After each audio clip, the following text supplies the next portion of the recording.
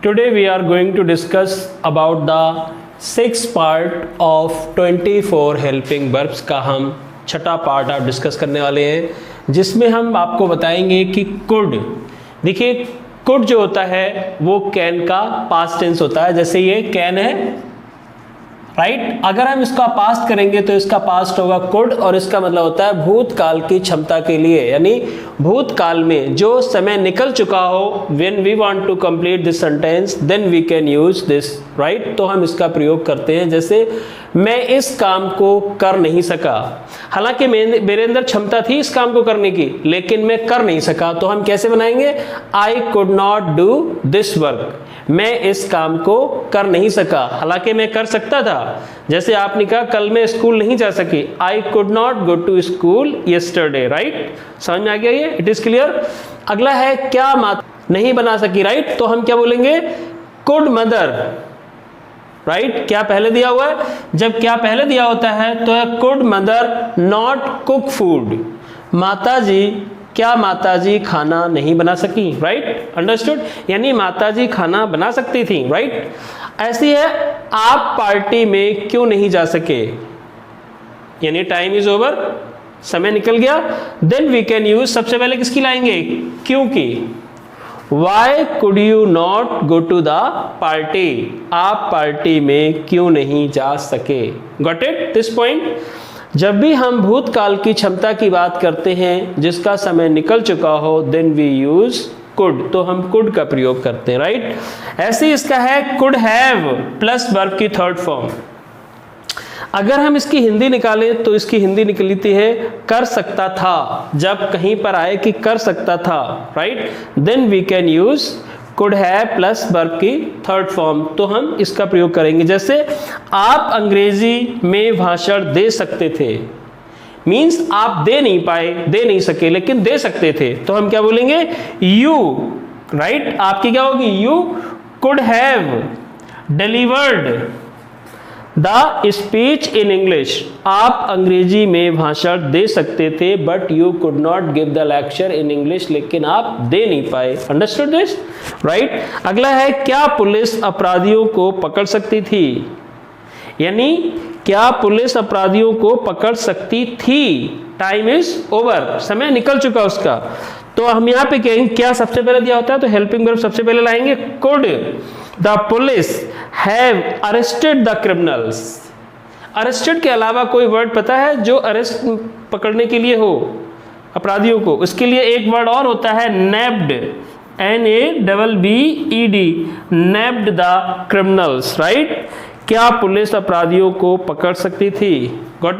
चलिए वो है पे अटेंशन ओवर हेयर, यहां पे ध्यान दीजिए, ये है could have been plus verb की थर्ड फॉर्म। बताओ भाई Harsh, how would like to complete. जैसे कि अगर हमें could have been plus third की फॉर्म लगानी हो तो इसका मतलब हम निकालते हैं कि किया जा सकता था। जैसे सपोज करो कि आप ये कहें कि किताबें पुस्तकालय से निकलवाई जा सकती थी, तो कैसे बनाएंगे इसके, किताबें पुस्तकालय से निकलवाई जा सकती थी, यानी यहाँ पे क्या है, निकलवाने वाला नहीं दिया हुआ है, only we are talking about action, केवल हम एक्शन की बात करते हैं। जैसे ये है अच्छी आदतें पैदा की जा सकती थी, राइट। तो अच्छी आदतें क्या होती है, good habits could have been cultivated, यानी ये सेंटेंस को हम ये भी कह सकते हैं कि पैसिव वॉइस में है ये सेंटेंस, जहां पे करने वाला नहीं दिया होता है, केवल जो काम किया गया है वो दिया होता है, राइट। समझ आ गया Ashish, good habits could have been cultivated.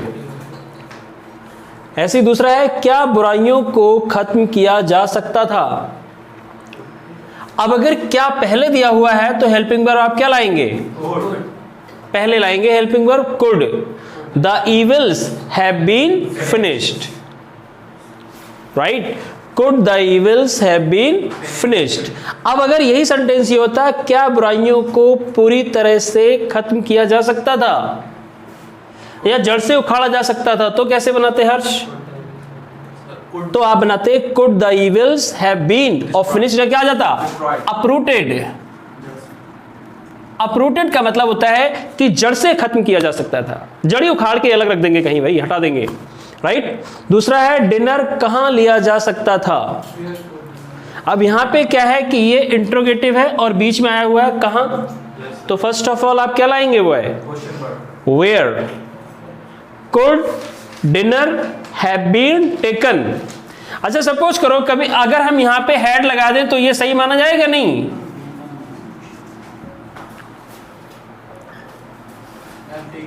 तो देखो कभी हैव एक तो हेल्पिंग वर्ब हो गई और एक हैव का मतलब होता है लेना। जैसे किसी से कहें कि लंच ले लो तो क्या बोलोगे, हैव अ लंच। कहें ब्रेकफास्ट कर लो तो हैव अ ब्रेकफास्ट। तो अगर हम हैव की थर्ड फॉर्म करें तो क्या होगी, हैड। तो जैसे टेकन है वैसे ही हैड है। कभी आपको हैव और हैड दोनों अगर साथ साथ में दिए हुए हैं तो कोई सरप्राइज की बात नहीं है कि ये दोनों कैसे साथ साथ आ गए। यहां पे इसका मतलब है लेना। Got it.